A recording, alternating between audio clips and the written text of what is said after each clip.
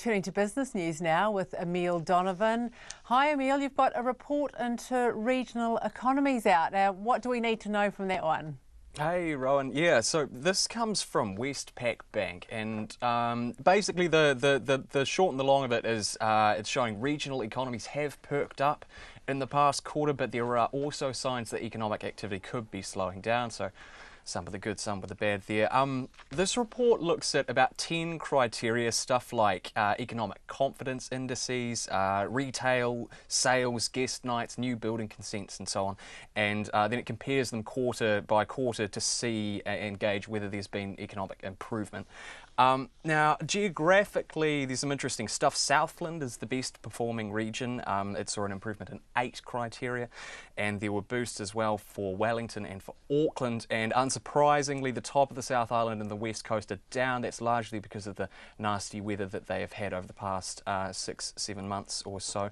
What sticks out, though, is that tourism is contributing a lot to a lot of these regions. Guest nights and thus retail spending is up in the vast majority of places, and interestingly, that's both in your classic tourist places like Otago and the Bay of Plenty, but also destinations that you'd euphemistically consider less touristy. Places like Wellington and Waikato. Forgive me, Wellingtonians and Waikato people. However, this report does warn that we might be getting close to capacity in some places. Auckland and the Hawke's Bay are 2 places that are mentioned there, so there's something to look out for there. But look, all in all, it's a pretty rosy picture. More places saw an improvement than did not, and while growth is being picked to slow down soon, there's no suggestion that that's alarmingly imminent. And Emile, your colleague Nona Peltier has been talking to the crowdfunder PledgeMe as it plans to go over the Tasman. What's she been finding out? Yeah, so PledgeMe, as you say, is a crowdfunding platform. It's been operating for about 4 years, and in that time it's raised about $25 million, which is, pretty impressive.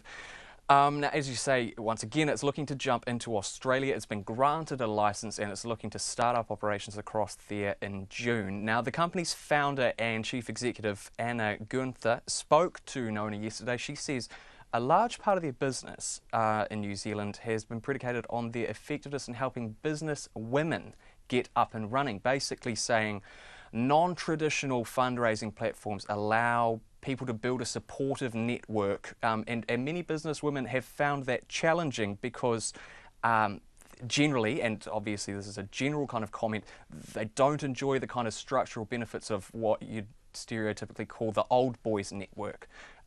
So I guess yet again an example of modern technology acting as a kind of equaliser. But anyway, it will be really interesting to see how PledgeMe does over in Australia. Absolutely, Emile, and I'm sure your team will keep us posted. Meanwhile, how are the markets looking at the close of today? Well, the NZX50 is up marginally 6 points. That's 0.07%. It closed on 8,594. And the dollar is buying 70.1 US cents, 93.4 Australian and 51.7 pence. Thanks, Emile.